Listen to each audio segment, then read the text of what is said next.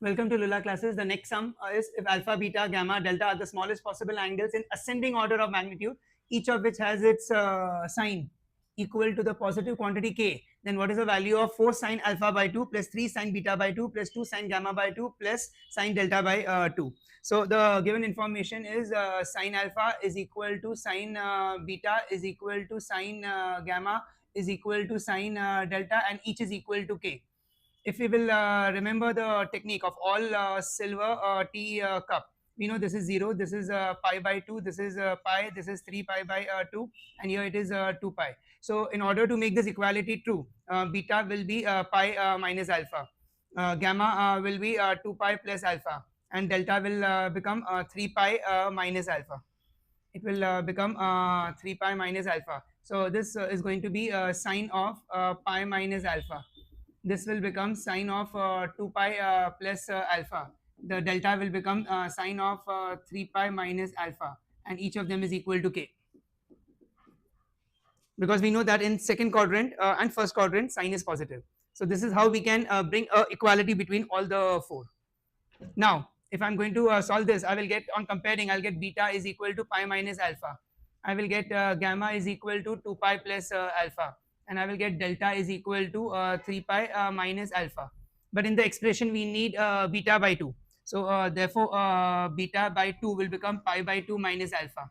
We also need gamma by 2. So gamma by 2 will become pi plus alpha by 2.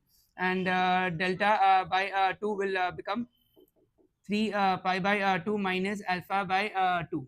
Now we are going to apply allied angle formula, and we will be solving the sum. So we have to find the value of 4 sine alpha by 2 plus 3 sine beta by 2 plus 2 sine gamma by 2 plus sine delta by 2. Let's put on the value. So this sine alpha by 2 will remain as it is. This will become 3 sine, and instead of beta by 2 I'll replace it by pi by 2 minus alpha.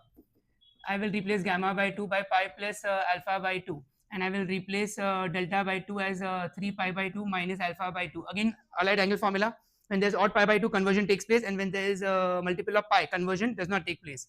But here we will have to look into the quadrant in which the question goes. Accordingly, the answer will get positive and negative sign.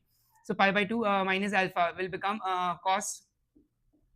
It will become cos alpha. What will become? Cos alpha by 2. Pi will result in negative sine alpha by 2. It will result in negative sign. So minus 2 sine alpha by 2, because pi plus something goes in the third quadrant. In third quadrant, sine is negative, so answer will be negative. In 3 pi by 2, sine will turn to be cos. But what is 3 pi by 2 minus? It goes again in third quadrant, so answer will become minus cos alpha by 2. Now look over here. We can combine both the sine, and we can combine both the cos term. And what we get? What is 4 sine alpha by 2 minus 2 sine alpha by 2? It is 2 sine alpha by 2. And 3 cos alpha by 2 minus cos alpha by 2 will again be 2 cos alpha by 2. I will take out 2 common, and what I get is sine alpha by 2 plus cos alpha by 2. But it's still not giving me an answer. So what I will do is I'm going to apply a trick over here. I will write a plus b as root a plus b the whole square. So I'm going to write this as sine alpha by 2 plus cos alpha by 2 the whole square.